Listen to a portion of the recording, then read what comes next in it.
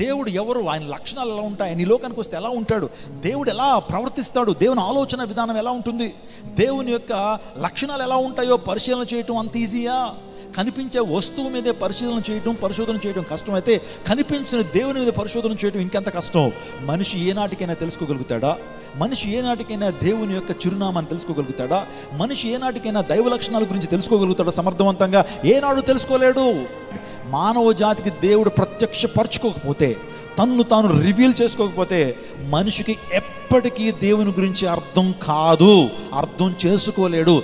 దేవుడు ఎప్పుడు మనిషికి అర్థం కాలేడు. అందుకు బట్టే దేవుడు కనిపించట్లేదు కాబట్టి దేవుడు అలా ఉంటాడు ఇలా ఉంటాడు ఊహించుకుని, ప్రతి ప్రతిమలను చేసుకుని, జంతువులను పూజిస్తూ, పక్షులను పూజిస్తూ, రాళ్లను పూజిస్తూ, రప్పలను పూజిస్తూ, కొండలను పూజిస్తూ, ఆ తర్వాత భూమి మీద సంచరించేటువంటి చతుష్పాద జంతువులను పూజిస్తూ, చీమలను పూజిస్తూ, ఎలుకలను పూజిస్తూ, పందులను పూజిస్తూ దేవుడు అలా ఉంటాడని చెప్పి ఊహించుకుని వీటన్నిటినీ దేవుడిగా చేసుకున్నాడు. ఎందుకు తెలుసా? దేవుడు కనిపించట్లేదు. అందును బట్టే మనిషికి ఒక క్లారిటీ ఇవ్వాలి.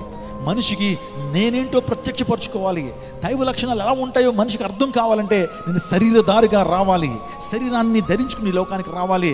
దైవ లక్షణాల ప్రపంచానికి అర్థం కావాలంటే దేవుడే దిగి రావాలి.